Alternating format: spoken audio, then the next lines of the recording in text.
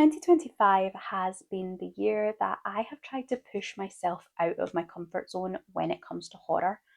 I am a real wuss when it comes to things that are truly gory or chilling or nerve wracking or nightmare inducing.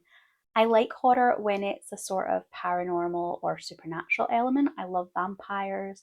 I love gothic stories with lots of atmosphere. But there is a lot of the real true horror subgenres that I am just way too frightened for.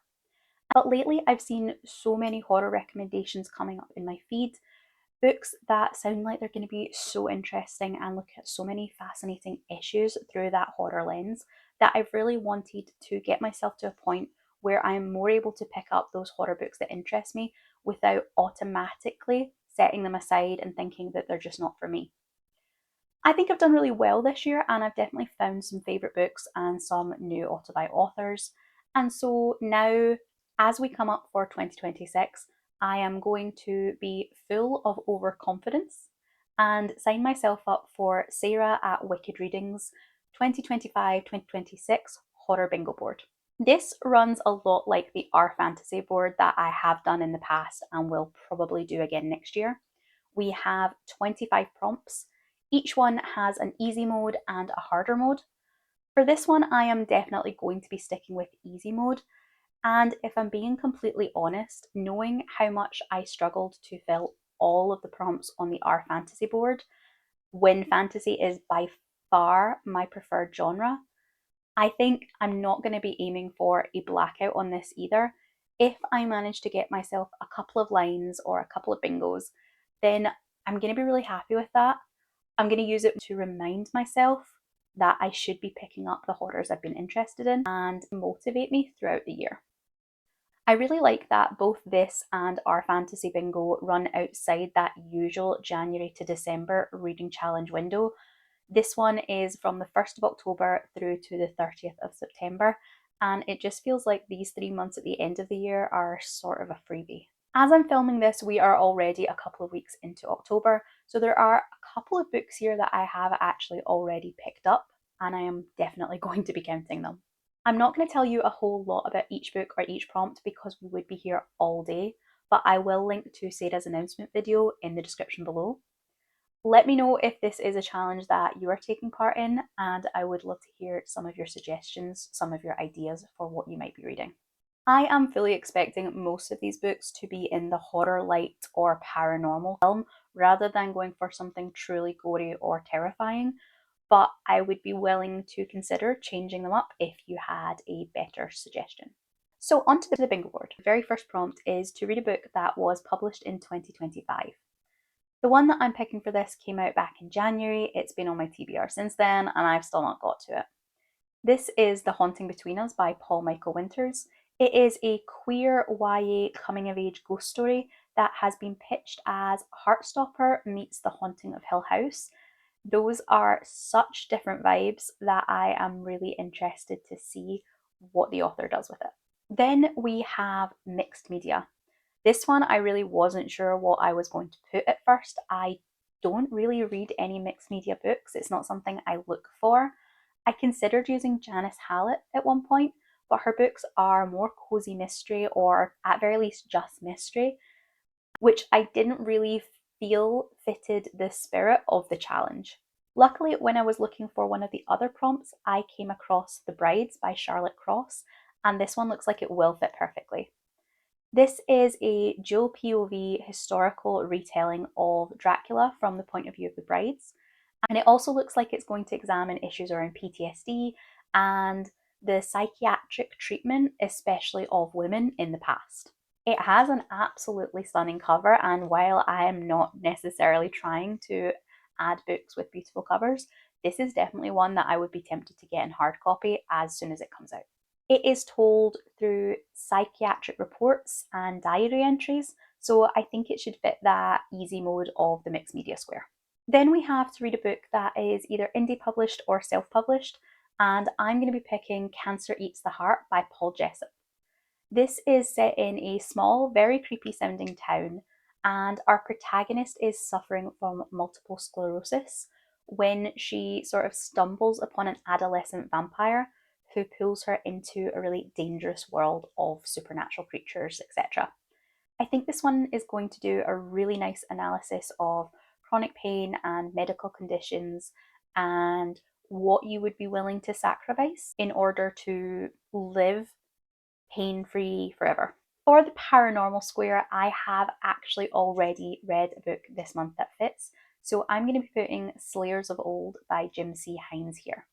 This one was pitched as Buffy meets the Golden Girls, and honestly, that was exactly the vibe I got from it. It is so much a love letter to Buffy fans, but set years and years after this teenage chosen one era, looking at characters who have now grown up. They have become slightly more jaded, slightly more pragmatic, and they can now look at all the drama of their teenage years and the teenagers currently around them with slightly different eyes. In this, our main characters are a hunter of Artemis who has kind of supernatural slayer-like abilities, as well as a 100-year-old wizard and a succubus. They work with their local community in a secondhand bookstore, and some of their clientele are other types of supernatural paranormal creatures. For Stolen from Another TBR, I've picked You Weren't Meant to Be Human by Andrew Joseph White, and I got this from Books with Lexi's TBR for this same reading challenge. This is the first book on this board where I am genuinely apprehensive. I've loved Andrew Joseph White's books in the past, and The Spirit Bares Its Teeth was one of those horror books that really got me interested in digging a bit deeper into the genre. But his YA books that I've already read were right up at where I started to get uncomfortable in terms of the horror scale. And this is his first true, fully adult horror, so I'm thinking this might be just a stretch too far for me. Also, it adds in a dystopian sci-fi element, which is never usually my favourite thing. So for a couple of reasons, this one would be a real push. But I have really enjoyed the author in the past, and I do trust what he does with his horror stories, so I'm determined to give it a go. On the second row, our first square is vampires, and honestly, this feels a bit like a freebie because vampires, if I'm gonna pick something horror-ish, vampires are the very first thing I would go to. The book that I picked for this one is Lucy Undying by Kiersten White. This is obviously a retelling of Dracula. It's a sapphic dual POV split over different historical periods. I picked this up in January after I watched Nosferatu, and I really wanted a strong female retelling of that kind of classic vampire story. So I'm hoping that Kiersten White can do that for me. It's been a long time since I read her first book, And I Darken, but I do remember thinking that she wrote complex characters quite well. Next, we have a book with a water setting, and for this one, I'm going to pick up Providence Girls by Morgan Dante. This is one that I stumbled across during Weird and Wonder back in May when they were doing their nautical fantasy round, and this seems to be a small town sapphic monster romance with maybe a gothic, tragic, bittersweet element to it. The next prompt is to read a book that has a horror movie element, and this could either be to pick a book that pays homage to horror movies, or it could be about a protagonist who is a horror movie connoisseur. So for this one, I've picked a reread, and this is Broken Hearts and Zombie Parts by William Hussey. This is a queer YA story. It is about a boy who is about to have major heart surgery, and in the 2 weeks he has left before the operation, wants to fulfill his lifelong dream to be a film director. This was such a surprising book for me. I had no expectations when I went in, and I was so won over by how heartfelt and beautiful it was, while still being a action-packed YA type of story. So I would really like to reread this, and it fits this prompt perfectly. The next prompt is to spell ghost or scare with the letters in the book title. And my strategy here was to pick a book that had a relatively long title, so it had as many letters as possible for me to play with. The book that I've picked is Crafting for Sinners by Jenny Keither. This is about a queer woman who works in one of these big anonymous craft stores, and when she's fired for stealing, she finds out that the store is actually run by a really zealous religious cult, and then she gets trapped in the store with them and has to fight her way out. This is one that I have seen slowly building hype over the past couple of months. When I first saw it, it seemed like it was going to be a really low-key release, but now I'm seeing it on more and more TBRs, and I'm really hoping that I get to this one this month. The liminal spaces prompt was just about my downfall. I struggled so hard to find something to fit here. Every list that I found had a bunch of books I really wasn't interested in, and The Hollow Places by T. Kingfisher, which I adore, but I have already reread a couple of times. Now, by the time we get to the end of this challenge at this point next year, maybe I'll be interested in rereading The Hollow Places yet again, but I don't feel like I want to gamble on that. So I have found a book that I am interested in. Its rating isn't the highest, but I think it sounds interesting. So I'm going to put it here for now, and we can always reassess sometime next year. The book that I picked is The Way In by Will Wiles. And this is supposed to have an Inception-like feel to it, and it's about a character that is a conference surrogate. So he goes to these kind of industry events in your place so that you don't have to. There's going to be lots of liminal spaces in this, I think. We're going to have airports, airplanes, motels, hotels, conference centres. And from what I can gather from the summary, it sounds like one of these hotels ends up being a kind of Hotel California-esque trapped nightmare scenario. It is one I really struggled to find, but I'm actually very interested in reading it. The first prompt on the third line is to read a library book. And the book that I'm going to pick for this is With a Vengeance by Riley Sager. My library's pretty good, and they do tend to get most of the relatively big releases fairly quickly, but they sometimes struggle with the more obscure books. So I think Riley Sager is popular enough that they should definitely have a few copies of this by the time I go looking. Riley Sager has so far been a hit and a miss for me, so this could be a deciding book for me. It does have quite a low rating currently on Goodreads, so this seems like a really good one to pick up as a library book in case I end up not enjoying it. This is about a protagonist on a train in 1940. She has gathered together the people she believes are responsible for the downfall of her family, and she's going to bring them to justice. However, while they're on the train, one of these people is killed, and she has to work together with the people that she has gathered there to solve the mystery before they arrive at their destination. The second prompt on this row is picked by chance, and we're supposed to use a random number generator or a spinner wheel or something along those lines to pick the book for this. So for now, I'm going to leave it blank. Once I've read most of these, or I'm getting towards the end of the challenge, I will see what new books, what new horrors or thrillers or whatever have caught my attention and stick them all in a spinner wheel for this prompt. For a book you have been putting off, which feels a bit like a call out, I'm going to be reading Memnoch the Devil by Anne Rice.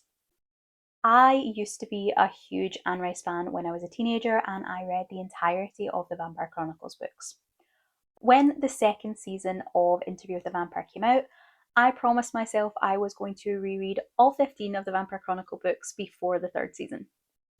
And I read the first 4, and that got us to the start of 2025. And then I promised myself that, okay, I would maybe read one book a month. Wouldn't be quite as fast getting me through the series as I had planned, but it was really doable. That was back in January, and I still haven't picked up this, which was the next book I had to read. Memnoch the Devil follows Lestat, who is pretty much the main character of the Vampire Chronicles, and he is taken on a tour of heaven and hell by Memnoch the Devil, as Memnoch tries to convince Lestat to join his cause. I don't remember this being one of my favourite books in the Chronicles, but it is fairly short, so I really should try and get to it so that I can continue on with the series. For the LGBTQIA+ square, I probably could have picked the vast majority of the books on this TBR, but specifically I've decided to put All of Us Murderers by KJ Charles here because I have been really excited to get to it and it comes out really soon. This is a haunted gothic murder mystery that has been compared to Crimson Peak and Knives Out, and honestly that is all I need to know because those comp titles are perfect for me. The last square on this row is the buddy read, and I just so happen to have a buddy read planned this month with B at Just Be Weird. We are going to be reading The Beautiful by Readathon, and I'll link to B's channel down in the description as well. This is a young adult historical vampire book set in New Orleans. This has been on my TBR for absolutely years. It is actually a massively overdue arc that is, I think, 6 years old, and I've just never got round to it. But I do think readathon has really lyrical, beautiful writing. So I'm hoping that this one is going to fit all those really gothic, lush description vibes. I started reading this one in my NetGalley knockout video, which again I'll link. And this one kind of came second out of the five. I continue with something else, but I am really excited to get back to this, especially as I'll be reading it alongside someone else and can kind of bat opinions back and forth. On the fourth row, the first prompt is recommended. So I'm going to do what Lexi did and ask for recommendations in the comments. I think this would be the easiest way to get something that isn't just a book I want to read under a different guise, and to get something that truly is a recommendation. Let me know your favourite horror book. I'll try and pick the one that either comes up the most, or I'll pick one at random. For the novella square, I'm going to be reading Merciless Waters by Ray Knowles. This is along the lines of lesbian pirates meets monsters from the deep. I don't know much about it. Again, it was one of the ones that was on my possibility pile for Weird and Wonder. I think it clocks in about 120 pages, so I think that fits in the novella range. For the Planty Eco Square, I am going to be reading Eat the Ones You Love by Sarah Marie Griffin. This, I think, is a more horror-y retelling of The Little Shop of Horrors, and I really enjoy that movie. I have seen some mixed reviews of this one, but I am excited to read it. I do love the film.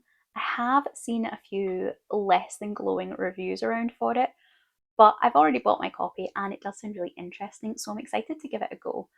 The blurb says this is about possession, monstrosity, and the dangers of working in retail, so I think it could be a bit tongue in cheek.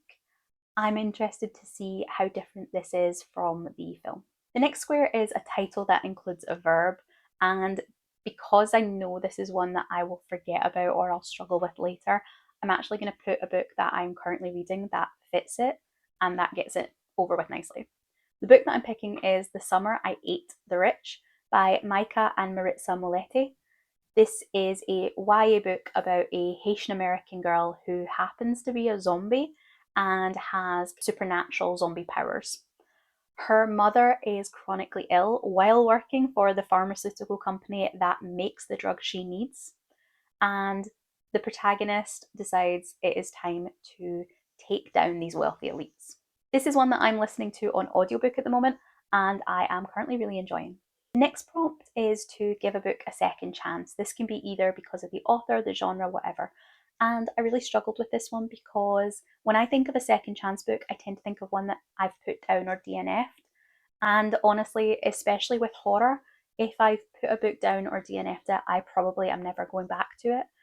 But this one, Colin Gets Promoted and Dooms the World by Mark Waddell, has been one I've been really, really anticipating.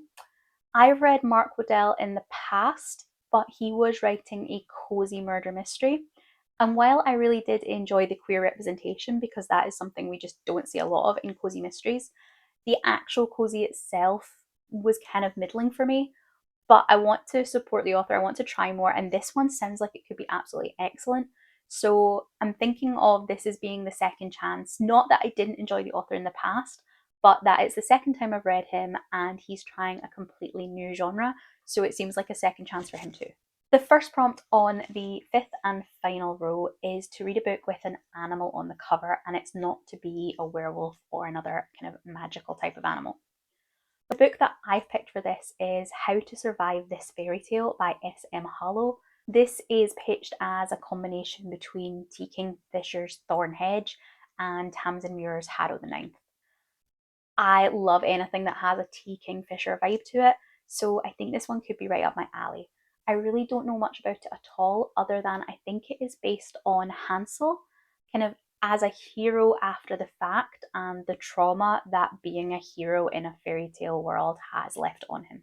For a one-word title, I really struggled with this square as well. I just don't seem to have that many already on my TBR that fit. The book that I've picked, which is Darkly by Marisha Peschel, does have horror listed as one of the genres on Goodreads, but I think it is more of a mystery. So I would be completely open to any recommendations that you might have for this square. This is about Darkly, which is a very twisty dark video game and the game aficionados who are delving into its mysteries. For the debut square, I've actually got a book that is coming out next year and doesn't currently even have a cover, but this is Vile Lady Villains by Danai Christolopow. It is going to bring together two of literature's great female villains, Lady Macbeth and Clytemnestra, and put them on, I think, a kind of blood-drenched path to redemption or vengeance or something along those lines. It sounds like it's going to be really good, really fun, and I'm excited to try this author for the first time. Our penultimate square is to read a book that works with a challenge or some kind of reading goal you already have. For this one, I think I'm going to put Stephen King's Salem's Lot here. One of my goals next year, which kind of feeds off my this year goal of trying more horror, is that I want to try some Stephen King. He's one of those big names, almost cult classics in the genre, and I've never read anything by Stephen King. So I was on Blue Sky, I asked for recommendations, and I think I got a list of maybe 10 to 12 books that were consistently being recommended as something a newbie should try. And Salem's Lot was one of the most common ones I got. I'm going to put this here and try and read at least a couple of Stephen King's and maybe do a vlog series as I go through. The last square on the board is to read a book with some social commentary, and I'm fairly certain there's quite a few books on the list so far that might work for that. But the one that I'm going to put here tentatively is Lucky Day by Chuck Tingle. I read Bury Your Gaze earlier in the year, and I think Chuck Tingle's books tend to have some kind of social commentary in them, no matter how ridiculous the premise. Like, even his short stories, his erotica, seems to always have a slightly political angle to it. So I'm fairly confident that even though the description of the book doesn't mention a specific social commentary, I think it's going to be there. This is about a professor of statistics going up against the concept that nothing at all matters when what's called the low probability event occurs. And so everything that's likely and unlikely gets shuffled around, and she has to try and exist in this new world without meaning. So those are the 23 that I have picked for my 2026 horror bingo board. I'm actually really excited about all of them, even the ones that I struggled to find and wasn't completely sure about. The one that I am the most anxious about is that Andrew Joseph White one, but even then I am still really interested, and I'm going to at least give it a good chance.